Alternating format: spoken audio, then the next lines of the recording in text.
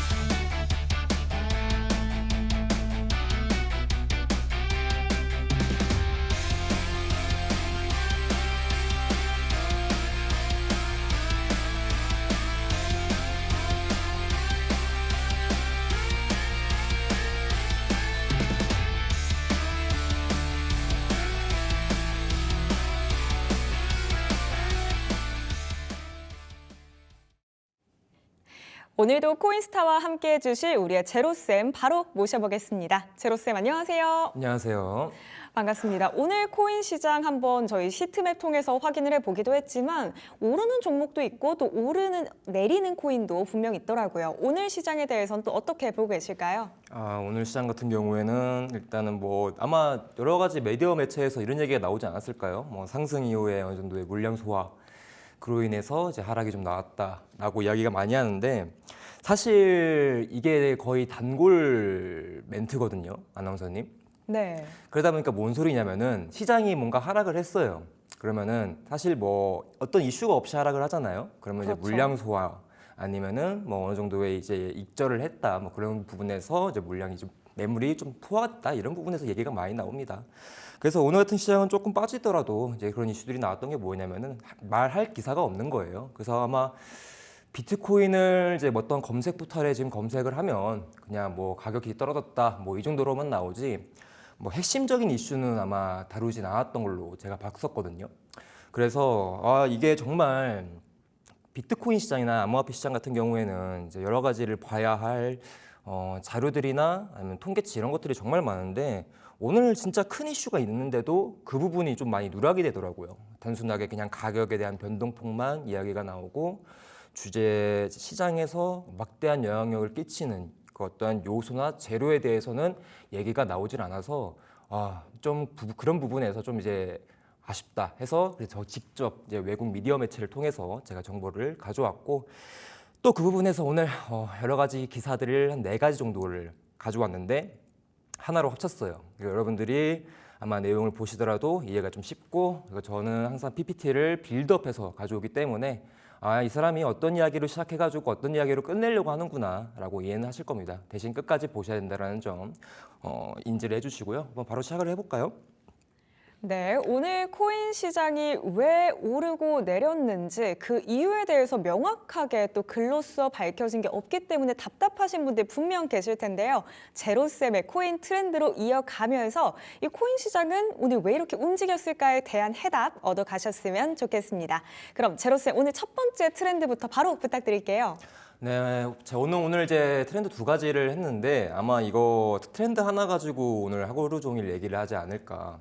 왜냐하면은 여러분들이 내용을 보실 때 좀 어려운 내용들이 좀 많고 좀 처음 들어보는 뭐 그런 단어들도 많이 있기 때문에 그 부분에서 설명과 그리고 어떤 스토리가 있었었는지 그리고 어떤 사건이 있었는지 그리고 현재 어떤 상황인지 그로 인해서 현재 암호화폐 시장이 어떻게 될지에 대해서 정리를 하다 보니 또 오늘도 PPT를 많이 준비를 했는데 여러분들 오늘 내용 확실히 가져가시고 보셨으면 좋겠어요. 그리고 지금 뭐 내용 하기 전에 한 가지만 좀 얘기를 하고 가도록 하겠습니다. 저는 여러분들한테 시장에서 어떠한 뭐 내용이라든지 방송을 통해서 하는 이야기는요. 뭔가 자극적이고 뭐 그런 내용을 하고 싶진 않아요. 막 예를 들면은 뭐 제가 이런 코인을 사가지고 수익률이 이렇게 됐습니다. 뭐 전날 샀던 코인이 30%가 급등했네요. 하면서 뭔가 단순하게 수익이나 그런 부분에 대해서 이야기를 하고 싶진 않고요. 제일 중요한 거는 투자를 함에 있어서 뭐든지 뭐 여러분도 아시겠지만은 뭐 어떤 경제 방송을 보더라도 투자 고지문이 나와요. 투자의 책임은 본인한테 있다라고 하는데 여러분들은 아마 자기 자신이 투자를 할 때 아마 책임감이 많이 없으신 분들이 너무 많더라고요. 그러니까 예를 들면은 뭐 투자에 실패를 했어요. 그러면 그 부분에 대해서 내가 잘못한 게 아니라 어떤 방송에서 어떤 전문가가 아니면 어떤 이슈로 인해서 어떤 내용으로 인해서 어떤 시장 탓에 인해서 다 이렇게 이제 외부적인 요소로 이제 뭔가 불평을 하시고 불만을 호소하시는데 투자는 여러분들 개인 돈으로 하는 거고 그 개인 돈은 여러분들의 책임감을 가지고 하셔야 됩니다. 그래서 저는 방송 나올 때요, 뭐 뭔가 이거 코인이 좋습니다 이런 거 얘기는 당연히 하겠지만은 본질은 뭐냐면요, 시장에서 주요 얘기가 계속적으로 하고 시장에서의 사이클 그냥 수요 공급 어떤 이슈가 나오면은 뭐 유동성이 늘어나네, 어떤 이슈가 나오면은 좀 부정적이네, 이 정도는 해석할 줄 아는, 그러니까 자기 자신이 뭔가 투자에 대한 철학이라든지 투자에 대한 이해력이 제일 중요하거든요. 그리고 나서 다른 사람의 이야기를 이제 듣고 그 다음에 판단하는 게 맞는데 그런 부분에서 좀 많이 아쉬운 부분이 많기 때문에 저는 이런 방송을 나왔을 때는 그냥 하나만 가져갑니다. 오늘 내용 그리고 본질 그리고 하나의 시장의 이슈에서 여러분들이 어려운 거 다 체크해 드릴 거니까 저는 조금 아마 다른 방송과는 다르지 않을까 하면서 바로 시작하도록 할게요. 그러니까 제 방송은 그냥 뭔가 본질적인 거다라고 생각해 주시면 되겠습니다. 자, 코인 트렌드 1 내용 보시게 되시면요. 폴 애킨슨 SEC 위원장 암호화폐 규제 개혁 추진 첫 타깃은 유니코인이라는 이제 이슈인데 이 이슈에 대한 제목은 제가 지었어요. 이 이슈에서 기사가 총 4개 들어갑니다. 폴 애킨슨이라는 사람, 그리고 SEC 위원장, 그리고 이제 암호화폐 규제에 대한 부분과 그리고 유니코인 이렇게 4가지 기사가 들어가 있는데 그 4가지 기사를 하나하나씩 보면은 따로따로 보게 되면 이해가 안 가요. 그래서 그 기사 4개를 합치고 거기에 어떤 스토리가 있고 어떤 내용이 있고 어떤 특정문이 있는지 그 부분에 대해서 해석하면서 가겠습니다. 일단은 폴 애킨슨 지금 현재 SEC 위원장이죠. 그 위원장이 오늘 암호화폐 규제 개혁에 대한 추진에 대한 관련 이슈가 오늘 화두에 나왔습니다. 그래서 주요 미디어 매체인 코인텔레그래프 그리고 코인데스크, 베인크립토 같은 제 시장에서 양대 산맥이라고 볼 수 있는 주요 블록체인 미디어 매체에서 다루고 있는 가장 1순위 이슈가 바로 이런 SEC 위원장, 즉 폴 애킨슨이 첫 암호화폐 규제 개혁안에 대한 추진 내용을 이제 발표하겠다고 이야기를 했거든요. 그래서 이러한 암호화폐 규제에 대한 개혁 내용이 무엇이고, 그리고 폴 애킨슨이 누구고 SEC는 어떤 역할을 하는지 그 부분부터 살펴봐야겠죠. 자, 그래서 일단 오늘의 메인 첫 번째부터 봐야 될 건 뭐냐면요, 이겁니다. 암호화폐 규제 개혁 추진, 어떤 규제를 추진하는 건가, 그리고 이 사람이 어떤 상황에서 어떤 무엇을, 그리고 암호화폐 시장에 어떤 영향을 주는지를 봐야겠죠. 그래서 일단 규제 개혁부터 이야기를 드리도록 할게요. 영어로 나와 있죠, 여러분들. 자, 해석해 드리겠습니다. 네, 이렇게 해석이 됩니다. 자, 현재 암호화폐 시장은 SEC의 불투명한 태도 때문에 침체되어 있다라고 얘기가 나와 있고요. 그리고 우리는 혁신을 억누르는 규제가 아닌 시장을 성장시키는 방향으로 나아가야 한다. 디지털 자산에 맞는 새로운 프레임워크를 만들어야 한다라는 이제 내용을 가지고 이제 개혁 추진안을 가져가는 거예요. 근데 여러분들, 제가 말씀드렸죠, 한글 글은 읽히는데 이게 뭔 소린가? 이해가 안 가시는 분들이 많을 거예요. 왜냐하면 한 줄 한 줄 읽어봤을 때 SEC라든지 어떤 규제라든지 시장에 대한 새로운 프레임워크라든지 이러한 뜻을 알아야 이 글에 대해서 이해를 할 수 있고 의미를 파악할 수가 있기 때문입니다. 그래서 그냥 간단하게 지금 현재 새로운 SEC의 새로운 수장인 애킨스가 한 가지 얘기를 하는 거예요. 지금 현 SEC가 명확한 규제 또는 기준이 없이 시장을 방치하고 있다라고 이야기를 하는 거거든요. 자, 그래서 그 다음 문제 SEC 관련 후속 기사가 이렇게 나온 겁니다. SEC 태스크포스 향후 몇 달 내에 첫 보고서 발표 예정이다라는 거죠. 이 폴 애킨슨이라는 사람이 지금 이번 연도 4월 정도에 SEC 위원장으로 이제 위임이 됐어요. 그 전에 있던 사람은 사임이 됐고, 그러다 보니까 이 사람이 지금 이제 SEC 위원회에 앉은 지 한 달이 안 된 채 지금 현재 첫 보고서를 발표할 예정이고, 그리고 이 사람이 어떤 사람이고 이 SEC에서 하는 법률이라든지 규격이 어떻게 암호화폐 시장에 오는지부터 내용 보는 겁니다. 그래서 주제는 이거예요. 이 사람이 현재 SEC 내부에 문제가 있고 그 내부에 대한 문제를 내가 해결하겠다. 그 부분에서 첫 보고서 발표를 이달 내, 즉 6월 달 안에는 올려놓을 것이다. 그게 암호화폐 시장의 효과, 즉 파급을 보여줄 것인데 어떤 파급이고 그 안에 무슨 내용이 있는지를 봐야겠죠. 자, 그럼 볼게요. 일단 날짜가 명확히 나와 있지 않습니다. 언제 발표하겠다라고 그냥 몇 달 후, 향후라는 말을 썼기 때문에 아직 날짜가 명확히 나온 게 아니라서, 아직 그렇기 때문에 이러한 이제 이슈가 선반영이 될지 후반영이 될지 이제 시장은 좀 파악하기가 좀 힘들어요. 왜냐하면은 어느 정도의 이제 데이트, 그러니까 기간이 정해져 있으면은 시장이 어느 정도 이런 부분에서 어떤 이야기가 나올 거니까 어느 정도 선반영, 그러니까 만약에 이러한 이슈가 부정적이고 이러한 이제 하나의 규제가 이때 발생을 할 거라면 사실 선반영이라는 건 그 전후에 나오는 거겠죠. 예를 들어서 트럼프가 비트코인 전략 자산에 대해서 포기하겠습니다라고 뭔가 이제 이야기를 해요. 그거를 5월 지금이 날짜가 5월 20일인데 6월 1일 날에 하겠습니다 하면은 그 파급은 당장 오늘에 와요. 그리고 추후 정확하게 6월 1일 때는 시장에 크게 변화가 없을 수도 있습니다. 그렇기 때문에 선반영적인 모멘텀을 지금 확인하기가 힘든 시점이다라는 것만 알아주시면 될 것 같아요. 왜? 날짜에 대한 명확한 기간이 나와 있지 않기 때문이죠. 자, 근데 그전에는 알고 가야겠죠, 아나운서님. 제가 네. 이제 뭐 퀘스천 하나 물어보도록 하겠습니다. 자, 제가 이제 여기서 SEC를 먼저 얘기를 해야 될 것 같은데, 네. SEC란 무엇일까요?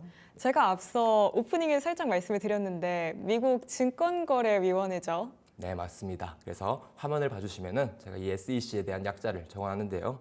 미국 증권거래위원회의 약자입니다. Security and Exchange Commission이라는 이제 미국 증권거래위원회인데 이 SEC가 하는 역할에 대해서 먼저 알고 가야 되겠죠. 일단은 SEC의 역할은요, 증권시장 감독입니다. 주식, 채권 등 금융시장 안에서 거래에 대한 부분에서 감독, 즉 어떻게 보게 되면 재판자 역할을 하는 거예요. 관전자 역할을 하는 거면서. 자, 그리고 두 번째는 우리나라에서도 이런 역할을 하는 하나의 기관이 있죠. 아무튼 기업 공시에 대한 의무 감시로 투자자 정보에 대한 공개를 감독, 어떻게 보게 되면 익명성에 대한 부분에서 좀 더 투명하게 가겠다라는 부분이고, 세 번째는 제일 중요합니다. 불공정 거래 단속. 우리나라에서도 제일 중요하죠. 어떻게 보게 되면 미국 시장 내에서도 작전이 이루어질 수도 있고, 국내 시장 같은 좀 우리나라 같은 조금 작은 규모의 시장 같은 경우에는 이제 어느 정도의 작은 규모만 된다면은 어떤 주가에 대한 조작이나 어떤 작전이 이루어질 수 있기 때문에 이러한 내용들에 대한 불공정 거래를 단속하는 기관입니다. 자, 그런데 이런 SEC를 우리나라의 어떤 기관들과 비교를 한다면은 1대1, 그러니까 확실하게 SEC와 똑같은 기관이라고 보긴 어렵고, 이런 역할을 하는 기관은 한 2가지에서 3가지 정도가 있습니다. 여러분들이 알고 있는 금융위원회, 그리고 금융감독원, 그리고 이제 뭐 증선위 정도라고 볼 수 있겠네요. 그래서 SEC는 미국판 증권감독 최상위의 통합기관인 거죠. 그러다 보니까 SEC가 원하는, SEC의 슬로건이자 SEC가 존재하는 이유는 금융시장의 질서와 투자자의 보호입니다. 즉 어떠한 증권법이라는 규제를 통해서 시장의 안정을 꾸리려고 하는 것이라고 봐주시면 될 것 같아요. 자, 근데 이제 SEC의 암호화폐 시장, SEC는 일단은 뭐 금융시장에서 영향력이 일단 있는 건 알겠는데, 이 SEC가 시장에서 영향력을 줄 수 있는 요소들이 몇 가지가 있어요. 첫 번째부터 이야기를 하면은 연방증권법을 적용할 수가 있고요. 그리고 두 번째는 ETF 승인 여부를 결정하는 핵심 기관입니다. 너무 중요하죠. 그리고 마지막으로 시장 신뢰와 제도권 진입의 관문 역할이라고 하는 건데, 이거는 조금 더 이제 얘기를 뒤에서 할 건데요. 이제 아나운서님하고 또 질문 하나 해볼게요. 네. 아까 침에 제가 이렇게 3가지 내용에 대해서 이야기를 드렸죠. SEC에 대한 이제 영향력을 한 줄로 표현한다면은 뭐로 될 수 있을까요? 코인 시장에. SEC에서 무슨 얘기가 나왔다 하면은 코인 시장이 그에 맞춰서 움직이는 것 같더라고요. 맞습니다. 그래서 SEC 같은 경우에는 사실 이제 금융시장 내에서 안정, 그리고 어떻게 보게 되면 기관과 암호화폐 시장에서 연결해주는 매개체이다 보니까 어떤 규제나 판단이나 이런 이슈가 나왔었을 때는 암호화폐 시장이 일단 먼저 반응을 해요. 그러다 보니까 화면 보시죠, 여러분들. SEC의 판단 하나가 코인, 즉 크립토 시장, 암호화폐 시장의 존재 이유와 시장 흐름을 바꿀 수 있다라고 봐주시면 될 것 같아요. 그래서 핵심을 정리하면요, 연방증권법 적용, 그리고 ETF 승인 여부를 결정할 수가 있고, 그 제도권 진입의 주요 역할, 기관의 수요를 이제 유동성을 공급할 수 있는 하나의 다리가 되는 겁니다. 자, 그런데 또 문제예요, 아나운서님. 문제가 좀 오늘 많죠. 문제가 다양한데요. 네, 자 보시면은 이 중에서 가장 큰 요소는 뭘까요? 첫 번째, 연방증권법 적용, 그리고 ETF 승인 여부 결정, 그리고 세 번째인 제도권 진입의 주요 역할인데, 네. 이 3가지 중에서 가장 이제 SEC가 힘을 발휘할 수 있는 건 뭘까요? 가장 긍정적일 수도 있고 암호화폐 시장에. 정답 정답. 2번으로 하겠습니다.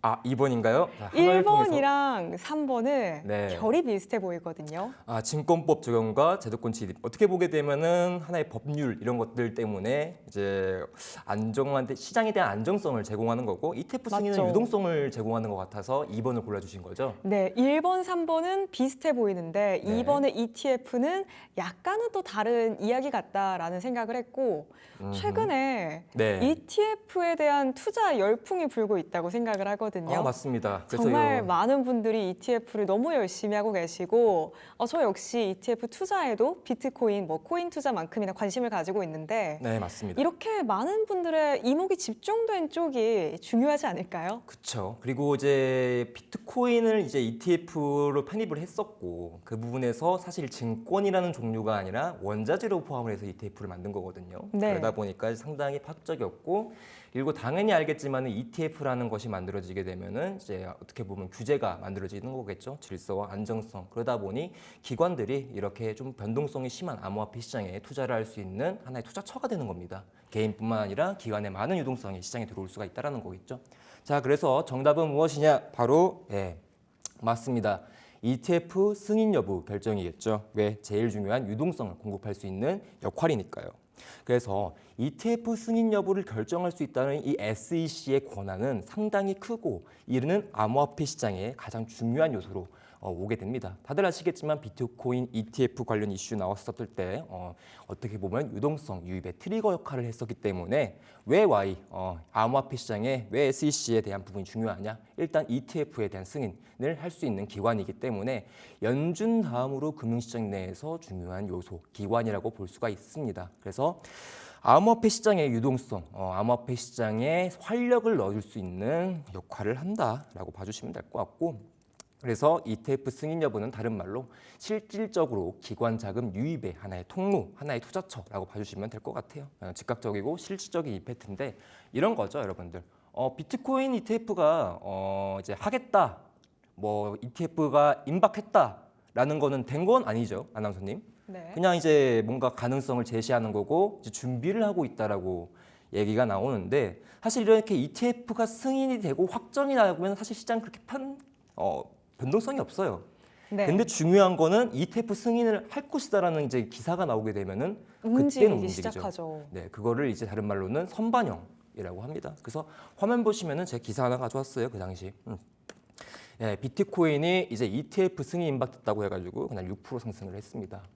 근데 보면은 미주식이나 국내 주식으로 6% 상승하면은, 근데 이거는 좀 그래요. 개별 주식, 우리나라에서 어떤 한 A라는 주식이 6% 상승했다고 치면은 뭐야? 뭐 이렇게 할 수 있어요. 뭐 6% 상승한 게 뭐가 커? 근데 비트코인 시장에서 6% 상승은 되게 큰 겁니다, 여러분들. 그래서 이 당시 이제 2024년 1월 2일 비트코인 ETF에 대한 이제 승인 임박 소식에 6% 상승했다. 근데 임박이죠, 확정이 아니라. 그러니까 선반영에 대한 이슈만으로도 이렇게 시장의 수요에 대한 급증이 올라올 수 있다라는 겁니다. 그래서 증권 성향과 제도권 이제 이 부분 두 가지인데. ETF에 대한 부분에서는 두 가지에 대한 부분에서 안정성을 주는 거예요. 저는 첫 번째는 이제 증권성 판단법적 프레임 규제의 불확실성 영향 중장기 압력 요소 한데 어렵죠, 여러분들. 뭐냐, 하나의 법률을 제정해 줄게, 안전하게 투자해, 안전하게 투자처를 만들어 주는 거고, 두 번째는 상징적인 거죠. 위험한 암호화폐 시장, 이렇게 변동성 있는 시장, 탈중앙화를 외쳤던 하나의 투자 상품이 어떻게 보게 되면은 증권법 안에서 움직이는 거니까 뭔가 시장의 하나의 상징이 되기도 하고, 어떻게 보게 되면은 보완성이 되는 거겠죠. 그렇기 때문에 이게 제일 중요한 내용이고, 그래서 다음 또 퀴즈를 내보겠습니다. 그러면요, 아나운서님, 네. 암호화폐 시장의 부정적 요소를 제가 세 가지를 딱 찍어봤는데 다시 똑같은 얘기예요. 연방증권법 적용이 있고, 그리고 ETF 승인 여부 결정이 있고, 마지막 또 제도권 진입의 주요 역할이 있습니다. 아까 질문과 똑같죠. 근데 네. 여기서 암호화폐 시장이 좀 싫어할 부정적인 요소는 무엇이 있을까요? 우선 2번은 아까 제가 정답을 맞췄으니까 아니고요. 제 생각에는 이제 1번이 아닐까 싶은데요. 1번이 연방증권법의 적용이거든요. 네, 맞습니다. 이 비트코인에 대해서 우리가 유튜브 같은 걸로 공부를 할 때 정말 많이 나오는 키워드가 탈중앙화잖아요. 맞습니다. 그리고 또 실제로 제로쌤께서 뭐 지난 수업, 지지난 수업에서 꾸준히 비트코인의 탈중앙화가 왜 중요한 건지, 이게 어떻게 만들어진 건지, 기전이 뭔지 말씀해 주셨잖아요. 맞습니다. 뭔가 탈중앙화를 기초로 만들어졌는데 다시 중앙으로 모이자라는 느낌이거든요. 이 법이 만들어진다는 건. 네, 맞습니다. 이건 부정적이지 않을까요? 네, 그래서 이제 연방증권법을 따르라는 거는 사실 아까 말씀 주셨던 것처럼 그 코인이 이제 가치를 가지고 코인이 이제 시장에서 매력적인 요소가 됐었던 거는 탈중앙화라는 어떤 기관, 어떤 단체, 어떤 국가, 어떤 기업들이 관여를 할 수가 없는 그런 이제 매력적인 포인트가 있기 때문에 이제 하나의 자산 가치가 됐었고, 그리고 특히나 비트코인 같은 경우에는 이제 공급량이 제한되어 있죠. 이런 부분들이 이제 포함되다 보니까 이제 예전에 가격이 거의 없던 비트코인이 이렇게 자산 가치가 1억이 넘어가는 상황이 만들어진 건데, 이 상황에서 연방증권법 적용이 된다라는 건 뭐냐면 규제 받으란 소리거든요. 그래서 암호화폐 시장에서 미등록 주권 간주라는 건데, 이제 어떻게 보게 되면은 자산에서 모든 그래요, 개별 주식이든 어떤 지수든 어떤 펀드든 어떤 파생 상품이든 간에 하나의 증권으로 간주가 돼서 그 부분에서 어떠한 제한적인 법이나 어떤 투명성을 지켜줘야겠죠. 하지만 코인 시장에는 그런 것이 없으니 SEC가 암호화폐 시장에 이러한 연방증권법을 적용시킨다라는 거는 미등록 증권이다는 불법이다라고 얘기를 하는 거거든요. 그러다 보면 어떻게 되겠어요, 여러분들? 시장 요소성 쫙 빠집니다. 그래서 이 연방증권법 적용이 두 가지 요소가 되는 거예요. 하나는 코인에 대한 투자처를 완전히 불법으로 만들어버리는 미등록 증권을 관주를 해버리는 거고, 그리고 탈중화 성향을 빼앗아 버리는 겁니다. 그래서 실제 사례에서 가장 유명한 거 아나운서님 아시죠? 이거 부분? 바로 아실 거라 생각해요. 이거밖에 없어요, 실제 사례에서 큰 거는. XRP? 맞습니다. XRP가 제일 컸고 이제 이전 리플랩스 사회과 그리고 이제 SEC의 소송 이런 것이 이제 가장 큰 이 연방증권법에 대한 적용에 대해서 이 소송 문제가 가장 컸었죠. 네. 바로 한번 볼게요. 그래서 실제 사례에서 가장 유명한 건 역시나 이제 XRP고, 그리고 이제 매번 방송에서 나와서 얘기하는 건데 저는 도대체 한국 사람들이 XRP를 왜 좋아하는지 모르겠어요. 단순 유틸리티 성향을 가져서 스마트 컨트랙트라는 이제 코인인데 왜 이거에 자꾸 5천 원을 가자, 10,000원을 가자 하는 게 약간 좀 뭐 가치를 부여하면 그렇게 될 수 있겠지만은 다른 자산들도 많은데 하필 XRP를 좋아할까?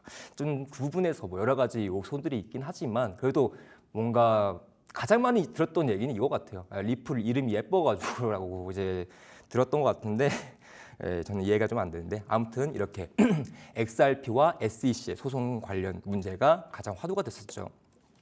뭐 요약을 하게 되면은 SEC가 2020년도에 리플사, 그러니까 그 당시 리플랩스의 이제 XRP를 미등록 증권로 판매했다면 소송을 제기한 겁니다. 그리고 이제 XRP를 이제 증권이 아니다. 그러니까 이제 리플 입장에서는 이거예요.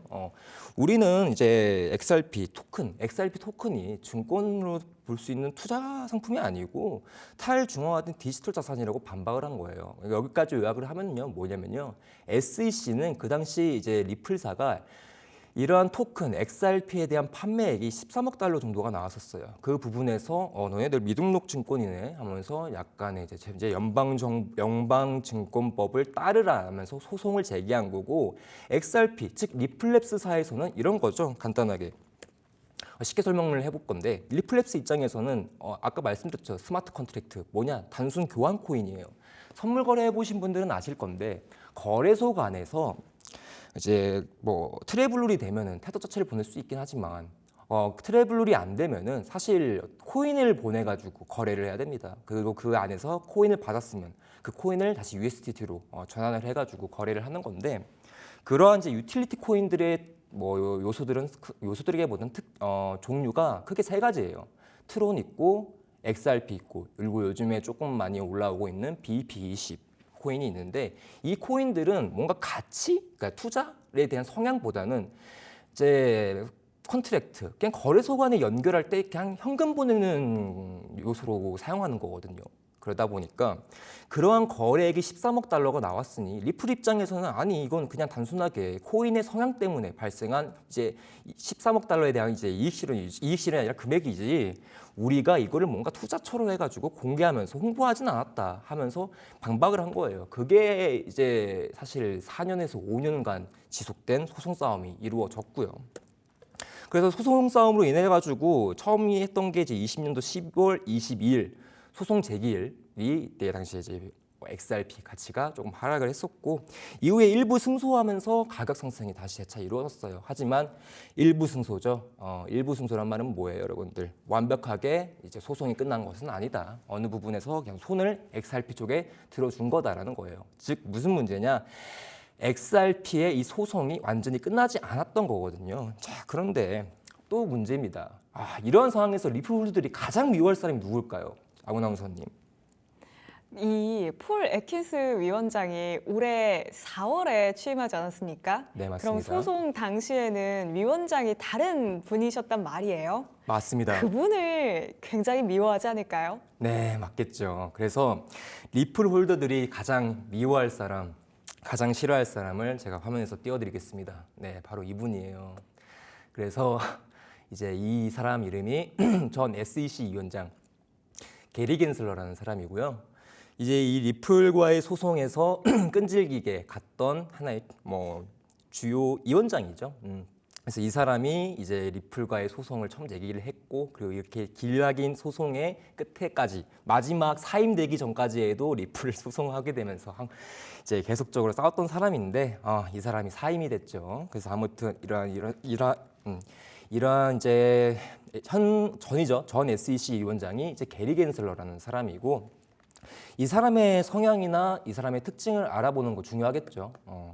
일단은 SEC 성향에서 현 위원장이 누구냐에 따라서 SEC는 그 특징이 달라지겠죠. 만약에 SEC 성향이 만약에 조금 진보적이거나 보수적 어떤 관점에서 뭐 투자에 대한 부분에서 근데 뭐 제가 지금 현재 코인 방송에서 얘기를 하는 거니까 암호화폐 시장에 대해서 뭔가 보수적인 사람이거나 아니면 진보적인 사람일 때 그 SEC의 성향은 달라지게 돼요. 뭐든지 위원장이든 의장이든 그 사람의 역할, 그 사람의 힘이 가장 세기 때문에 현 위원장이 누구냐에 따라서 SEC의 성향이 달라지는 겁니다. 그래서 현 위원장이 만약에 친암호화폐적 성향을 가진 사람이에요. 그러면은 당연히 암호화폐 시장은 뭔가 되게 좋은 이슈로 자리 잡을 수 있고 반대로 반암호화폐 성향을 가지고 있다면 이제 암호화폐 시장에 좀 안 좋은 요소로 작용을 할 수가 있겠죠. 그래서 이러한 게리 겐슬러라는 사람은 어땠냐? 관점은 이거예요. 암호화폐 시장은 규제를 회피하려는 금융 시스템이라고 지속적으로 경계했고 방식은 뭐냐면 법 개정 없이 기존에 있던 이제 연방증권법을 적용하자는 거예요. 뭐냐면요. 암호화폐 시장하고 금융 시장하고 성향은 달라요. 그러다 보니 증권법을 적용하는 부분에서 다르게 가야 되는 거거든요. 근데 이 사람은 그런 거 필요 없어. 연방증권법, 원래 우리가 가지고 있던 금융법으로 그냥 암호화폐 시장도 규제해. 이렇게 얘기를 하니까 사실 암호화폐 시장 투자자들, 크립토 트레이더 같은 경우에는 말도 안 되는 소리자 라면서 그리고 XRP 홀더들이 제일 싫어했죠. 이 부분에 대해서 먼저 언급을 했었으니까. 즉 대다수 암호화폐는 증권이다라면서 강경 규제주의자라고 얘기를 하고 다른 말로는 반암호화폐 성향을 가졌습니다. 그러면은 이제 이 게리 겐슬러라는 사람이 SEC 위원회에서 위원장 자리를 앉아 있었을 때는 당연히 암호화폐 시장에는 부정적인 영향을 끼칠 수밖에 없고 그러한 사건들이 여러 가지가 있었어요. 그래서 또 문제를 내보겠습니다, 아나운서님. 오늘 문제 많이 내서 죄송해요. 하지만 이제 뭔가 소통을 하면서 가야 뭔가 방송이 입체감이 있지 않겠습니까? 그래서 이제 뭐 XRP 사건이 대표적인 사건이라고 볼 수 있는 거지만 케이스적으로는 근데 여러 가지가 있었어요. 크게 세 가지로 볼 수가 있는데 그 중에서 두 가지나 한 가지 맞춰주실 수 있나요? 제가 이분이 리플을 굉장히 미워했다라고 네. 이제 인터넷상에서 많은 분들이 댓글을 남겨주시고 또 반응을 하는 걸 봤는데 사실 리플 사건 외에는 잘 모르거든요. 네. 힌트 부탁드려도 될까요? 일단 비트코인. 비트코인, 네. 비트코인도 싫어하셨어요, 이분? 당연히 싫어했죠. 그 암호화폐 시장이 암호화폐적이었으니까. 그리고 이거 아까 SEC의 순기능이라고 볼 수 있었던 부분이 뭐였죠?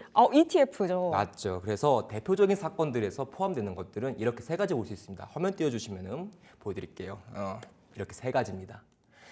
XRP 소송은 다들 아실 거고 그리고 코인베이스, 미국판 업비트, 그리고 바이낸스, 거래소 중에서 세계 1위죠. 그리고 이 부분에 대해서 제재를 한 거고 그리고 제일 컸던 거는 비트코인에 대한 ETF를 계속적으로 지연시켰어요. 즉 비트코인에 대한 ETF, 즉 이제 비트코인을 원자재 상향을 가진 ETF로 이제 출시를 하자 이런 것을 계속 지연시키면서 시장 유동성을 줄인 거거든요. 그러다 보니 이 세 가지 요소가 다 합쳐지면 뭔 소리예요, 여러분들? 그냥 암호화폐 시장 그냥 규제를 한 거고 그런 규제로 인해서 유동성이 빨리 들어왔던 시기가 늦춰지게 된 거죠. 그러다 보니 사실 이제 암호화폐 시장에서 이런 사람을 좋아할 리는 없고요. 그래서 게리 겐슬러라는 사람은 어떤 사람이다? 암호화폐 시장의 SEC 공포 리스크를 각인시킨 인물입니다. 그래서 이 사람을 모르면은 좀 코인 거래를 하는데 이 사람 모르면 좀 간첩이라고 저는 생각을 하는데 아무튼 이렇게 SEC의 암호화폐 시장의 SEC의 영향력을 펼쳤던 사람이라고 생각해 주시면 되고 그냥 단순하게 문제예요. 이 사람 별명은 뭐였을까요, 아나운서님? 별명이요? 즉흥적으로. 별명. 뭔가 리플과 관련됐나 봐요. 다시 또 리플 진짜로 내 없어도 괴한나 이 밈이 등장을 한 걸 보니까. 이거 제가 만든 겁니다. 진짜요? 네. 그런데 뭐 이 사람 별명 어떤 별명을 가졌을까요? 리플 싫어하는 느낌의 무언가가 있을 것 같은데요. 맞습니다. 근데 이제 이름과 좀 이제 약간 좀 언어 게리 유희라고 해야 되나? 겐슬러, 네. 리플. 네. 아니 리플은 좀 제외라고 그냥 이름 자체에서 약간 언어 유희가 좀 됐는데 바로 뭐였냐면은 이거였었어요. 게리 캔슬러라고 했습니다. 다 취소해 버린다고. 좋은 법은 든 좋은 법에 대한 뭐 규제 완화 이런 것들에 대해서 다 취소하고 그냥 안 좋은 쪽으로 밀고 가니까 그냥 이 사람을 게리 캔슬러라고 얘기를 했었어요. 오, 그 당시 이제 라임이 장난 아닌데요? 네, 그래서 이제 이건 제가 지은 게 아니고 미국에서 이제 뭐 커뮤니티, 주식 커뮤니티 있죠. 네, 이제 이거 말하면 안 될 것 같아서 그런 커뮤니티 내에서 얘기가 많이 나왔던 사람입니다. 그래서 이렇게 별명이 지어졌고 한국에서도 이 이름으로 이 별명으로 알고 계신 분들도 몇 분 계실 거예요. 그래서 근데 이제 중요한 건 이거죠. 이 사람이 이제 사실은 이제 영향력이 없어질 수 있는 건데 트럼프 2기 정권이 딱 들어섰어요. 그리고 트럼프를 다른 말로 이렇게 얘기를 합니다. 크립토 프레지던트라고 하면서 암호화폐 시장의 대통령이라고 이제 사람들이 이야기를 했는데 그 이유가 뭐냐면 트럼프가 대선 당시 암호화폐 시장에 가져왔던 공약들, 내가 대선에서 당선되면 내가 2기 정권 들어서면 나 암호화폐에 대한 공약, 아주 친암호화폐적 공약 내세울 거야 하면서 주요 공약들이 있는데 이걸 좀 모르시는 분들이 많더라고요. 그래서 뭐 트럼프는 뭐 암호화폐 시장에 되게 뭐 긍정적인 사람이야. 그리고 뭐 암호화폐 시장에 뭐 노력하는 사람이야. 뭐 이 사람 때문에 비트코인 100K 갔어라는 뭐 이슈는 봤어도 정확하게 이 사람이 내세웠던 공약은 잘 모르거든요. 그래서 아나운서님한테 물어볼게요. 만약 트럼프가 이 당시 대선 레이스에서 친암호화폐적 공약 어떤 것들을 내세웠을까요? 예감이 딱 왔거든요. 말씀을 그래요? 하실 때부터 이거 질문 타이밍이다. 올 것이 왔구나. 네, 맞습니다.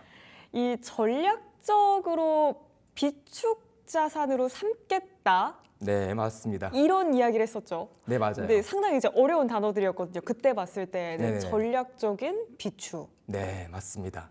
그래서 그 부분이 뭐냐면요. 미국의 재정에 대한 부분에서 비트코인을 하나의 준비금으로 만들겠다는 거예요. 준비금을 통해서. 근데 그거를 매년 20만 개씩 매입하겠다 해가지고 미국의 대통령 임기가 5년이잖아요. 그러면 총 100만 개의 BTC를 미국 재정 안에서 사겠다라는 건데 예전에 이제 암호화폐 서밋에서 트럼프가 아까 백악관 서밋이었었는데 이건 좀 이제 얘기가 좀 다르게 가는 건데 이건 좀 이제 여러분들이 알면 좋을 것 같아서 그 당시 서밋에서 사람들이 많이 기대를 했어요. 왜? 그때 트럼프가 비트코인을 미국에서 매년 20만 개씩 총 자기의 임기간이 이제 5년이니까 5년 동안 100만 개의 비트코인을 뭐 매입하겠다 했죠. 근데 그 부분에서 당연히 뭐 재정적인 부분 어떻게 마련할 거냐.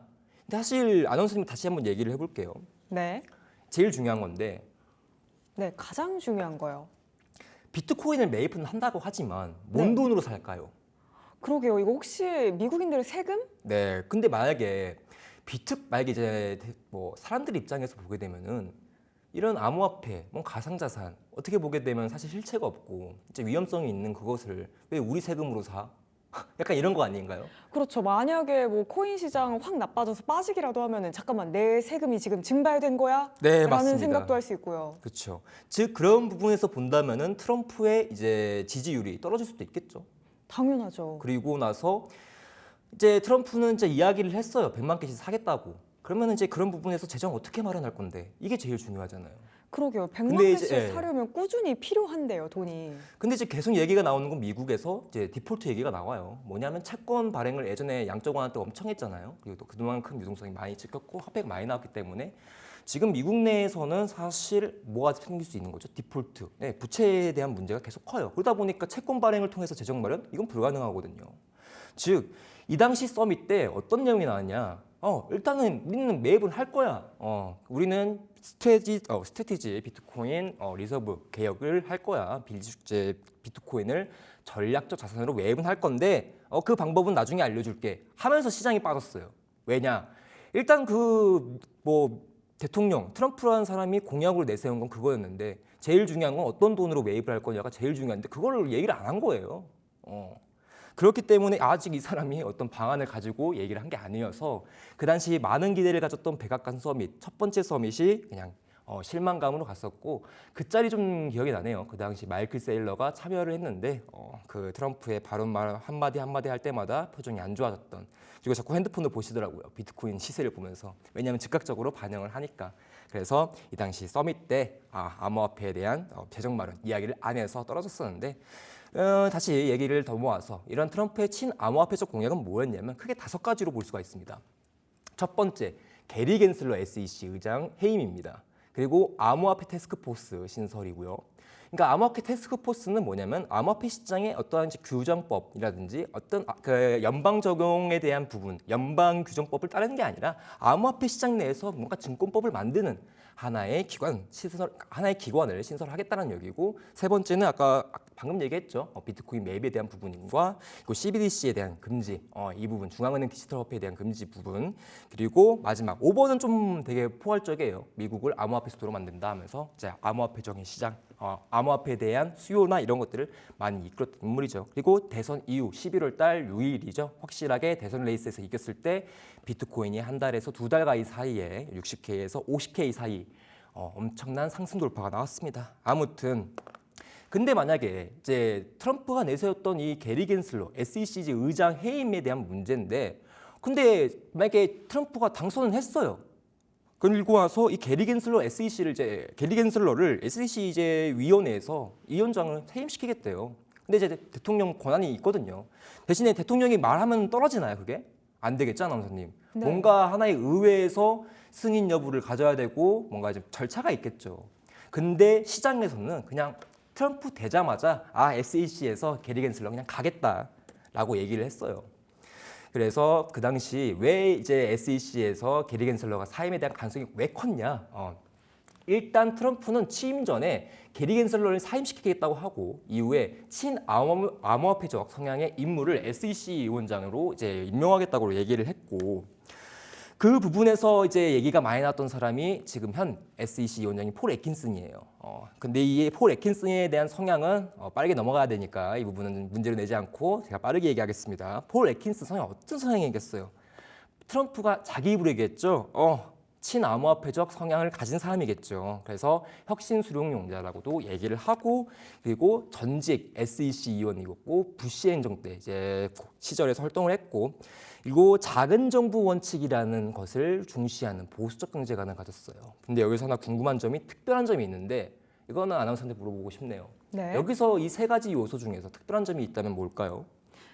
뭐 전직 SEC 위원, 이거는 이전의 행적에 대한 이야기고요. 시장 네. 자율성과 작은 정부 원칙을 중시하는 보수적인 경제관 가지고 있고, 규제를 통한 통제보다 명확한 기준과 유연한 시장 설계를 선호한다. 뭔가 두 번째와 세 번째 이야기가 일맥상통하긴 하거든요. 네. 뭔가 정부가 규제를 덜 하자라는 뉘앙스 같아요. 맞아요. 그런데 더 중요한 거는 화면 봐주시면 제가 바로 설명드릴게요. 네. 공통점이 약간 있는데 이 부분이죠. 이 내용입니다. 부시 행정부, 공화당 출신, 공화당 성향의 인물이에요. 그러니까 팔이 안으로 굽죠, 여러분들. 그러다 보니까 트럼프 1기 때 대통령 인수위원회의 자문 역할을 했었습니다.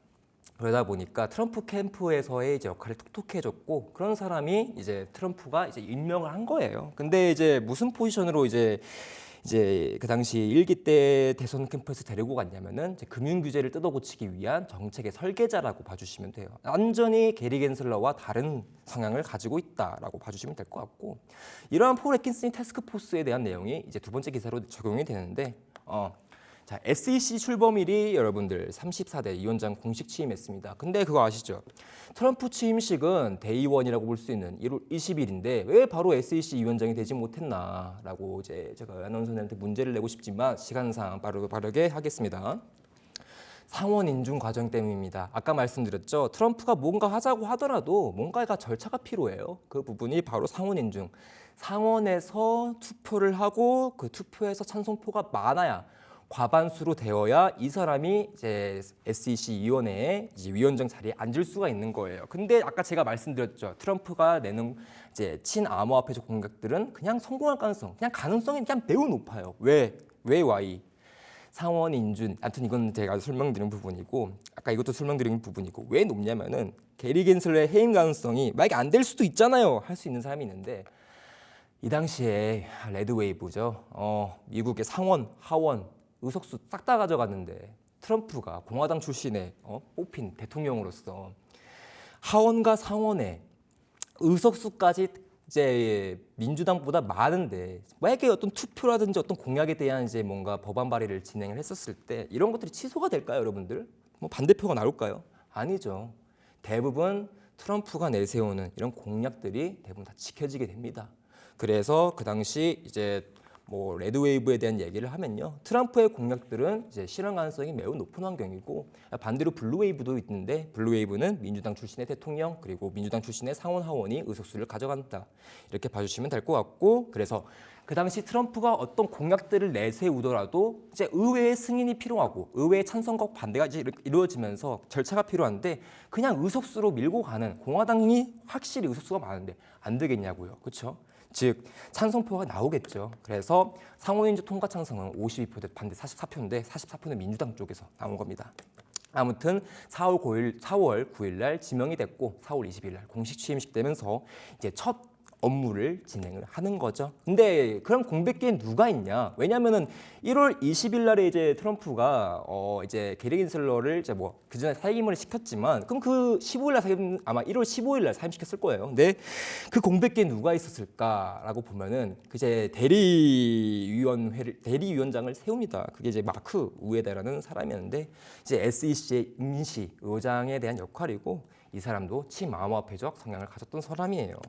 그러다 보니 이제 첫 번째 이렇게 SEC 위원회 이제 위원장이 바뀌었고, 그 위원장의 성향이 어떠냐에 따라서 SEC의 성향이 바뀌는데, 그게 친암호화폐적이냐 반암호화폐적이냐에 따라서 암호화폐 시장이 좋아할 수도 반대로 안 좋아할 수도 있겠죠. 하지만 아까 얘기했듯이 친암호화폐적 성향을 가진 사람이니 당연히 좋은 얘기를 많이 할 겁니다. 긍정적인 공약들도 내세울 거고요. 암호화폐 시장의 규제라든지 이런 것들을 이전 게리 겐슬보다 완화나 이런 규제에 대한 부분을 보완하겠죠. 즉, 이 사람이 이제 앞으로 어떤 보고서, 첫 번째 프레임워크에서 어떤 보고서를 공개하고 어떤 내용을 할지가 되게 중요한 거예요. 그거에 따라 시장 움직임이 바뀔 수 있다는 건데, 여러분들이 이거 아시는 분들이 없었을 거라고 생각합니다. 왜냐, 우리 한국에서 검색 포탈 치면 많이 안 나오거든요. 그래서 제일 중요한 건 이 보고서가 어떤 내용으로 나와 있었냐, 이거죠. 법률보다 한 단계 높고 유연하게 정책 방향성을 설계하는데, 자, 증권, 비증권 일단 분리합니다. 연방증권으로 이제 암호화폐 시장을 이제 터치하지 않는 거예요. 두 번째는 등록 요건, 토큰 발행이나 이런 것들 상장 절차 좀 간소화합니다. 좀 어려웠었는데. 그리고 이제 ETF 및 커스터디에 대한 포괄 기준 종합. 그러니까 ETF에 대한 이제 절차 기준 이런 것들이 더 간소화된 겁니다. 그리고 소비자 보호, 스캠이나 사기성 이런 선별 기준 제한이 가능성이 적어지기 때문에 뭐예요? 기관이나 거대한 유동성이 시장, 어떤 시장, 암호화폐 시장에 크게 들어올 수 있는 여건이 되는 거예요. 근데 이게 사실 결론은 이제 앞으로 이거죠. 단기적인 영향은 이제 일부 프로젝트 정리, 단기 불안감에 대한 부분은 적어지는 거예요. 암호화폐 시장의 변동성이라든지 위험성이 낮아지겠죠. 그런 부분에서 기간 유동성이 들어오는 거고. 그리고 이제 좀 안 좋은 부분은 이제 SEC가 뭐 아까 말씀드렸던 이제 연방 이제 뭐 어떤 하나의 법률들을 이제 제정할 수 있기 때문에 코인들마다 조금 비정상적이거나 투명성이 좀 이제 문제되는 것들에 대해서 터치를 하겠죠. 그래서 단기 영향 쪽에서 보면은 이렇게 부정적인 영향이 좀 있습니다. 하지만 중장기적인 영향은 시장에 앞으로 좀 거대해질 수 있는 유동성이 들어올 수 있다라면서 내용 마치도록 할게요. 네, 이렇게 코인 시장에 SEC가 미치는 영향에 대해서 함께 들어봤습니다. 우리 제로쌤께서 정말 열정적으로 강의에 임해주셨는데요. 오늘 해드린 이런 이야기들, 시장에 대한 핵심적인 이슈 정리들 저희가 소통방 통해서 여러분들과 함께하고 있습니다. 화면 하단에 QR코드 촬영해서 소통방 입장하시면요. 이 코인 시장에 대한 모든 정보들 알아가실 수 있으니까요. 오셔서 우리 제로쌤과 단란하게 소통방 함께 꾸려 나가셨으면 좋겠습니다. 코인스타 오늘 저희가 준비한 내용은 여기까지입니다. 저희가 방송 통해서 드리는 말씀은 주가 판단에 대한 조언일 뿐 해당 자산의 상승과 하락 보장하지 않는다는 점 유의해 주시기 바랍니다. 그럼 코인스타는 내일 저녁 7시에 돌아오겠습니다. 오늘도 함께해 주신 여러분들 고맙습니다.